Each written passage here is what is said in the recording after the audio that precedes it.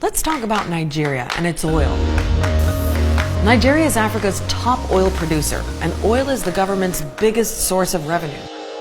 But the economy has been struggling, and poverty levels are on the rise. The poverty of those living around the source of Nigeria's wealth is bare to see. So why can't Nigerians depend on their country's oil wealth? What happens to all that money?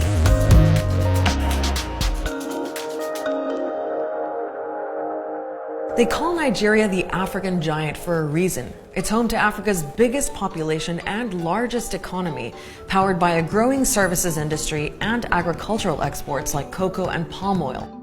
It has Nollywood, Africa's biggest film industry, fashion houses, a booming music business, and a very wealthy elite, including the richest man in Africa, Aliko Dangote. Nigeria also has a lot of natural resources: minerals, gold, and oil. Lots of oil. It's got the second largest proven reserves on the African continent and is the 12th largest producer worldwide. And yet, many Nigerians have it hard. World Poverty Clock says 90 million people live not just in poverty, but extreme poverty. That's 48% of the population. Compare that to 24% in Ethiopia and 16% in Kenya, and they don't even have oil. Despite Nigeria's vast oil wealth, half its population lives on less than $2 a day. Now you'd think a resource-rich country like Nigeria could rely on some of that oil wealth. The thing is, the Nigerian government does, but that's part of the problem. Nigeria's government depends on oil for as much as 75% of its revenue. So when global oil prices bottomed out in 2014, Nigeria went into recession, and it's still struggling to get out. But even when oil prices are good, Nigerian experts say not a huge slice of that revenue gets to the people. The focus should be of the money that the Nigerian government gets, how much is reinvested into the lives of the people. They're still using some of that oil revenue to pay off debts and the rest to pay salaries to the lawmakers. So things like schools, hospital, infrastructure, much needed infrastructure does not get built. Okay, so where does that revenue go? Let's follow the money and the oil. Nigerian crude is found right here under the waterways of the Niger Delta. A few Nigerian companies operate there, but the ones doing most of the exploring and extracting are international companies. Shell is one of the big ones. It provides 40% of Nigeria's oil production. But because Nigeria doesn't have the infrastructure to refine its own crude oil, these foreign companies sell it abroad.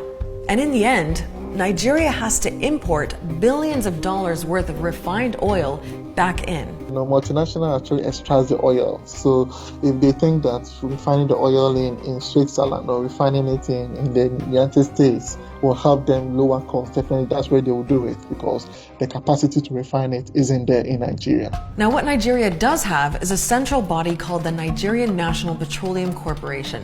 The NNPC is both an oil industry regulator and a massive commercial corporation. The corporation arm signs contracts with all those international companies, and the companies pay for all the initial costs, plus things like oil licenses, royalties, and a tax on their profits to the NNPC. So the NNPC takes all that money and pays it into Nigeria's national treasury. But the regulator that's supposed to police that flow of money is part of the NNPC. It means that there's a huge lack of transparency, that a lot of transactions are happening under a cloak of obscurity. You cannot be both a regulator and a player. You can't be a referee and a player as well. It just doesn't make any sense. That lack of transparency has led to corruption in the oil sector. Billions of dollars in oil money have gone missing over the years. One of the most infamous cases was back in 2016. It was reported that $16 billion in oil revenue had just gone missing. And this money was supposed to be given from NNPC and sent to the National Treasury. But the money was not sent over. So every few years in Nigerian headlines, you see things like 16 billion missing, 30 billion missing. There's another type of missing oil money, and that's taxes. As we mentioned earlier, international oil companies are supposed to pay taxes on their oil profits to the NNPC. But companies are accused of reporting lower profits in order to pay fewer taxes. So a company can sell Nigerian oil at a lower price to its own subsidiary in a tax haven and then sell that oil to other buyers at full price. They can inflate the costs of their Nigerian operations or underreport the volume of oil they produce to begin with. So public oil money gets lost in a swamp of tax havens and murky accounting. And then there's theft. Yes, straight up stealing. Tucked in the forest, we find these men cooking oil. There are hundreds of illegal refineries in the Niger Delta, where criminal gangs like the Delta Avengers tap into pipelines. In early 2019, 22 million barrels of oil were stolen and sold on the black market. The barges then take it to larger tankers in the Atlantic Ocean, and from there to buyers in West Africa, Europe, Latin America, and as far as Asia. There's even a language in Nigeria that conveys and captures the sentiment that the oil is here to steal.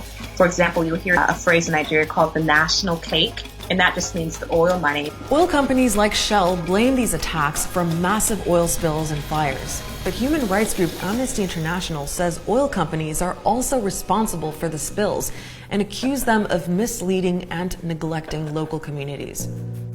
So, sabotage, theft, tax evasion, corruption, lots to tackle.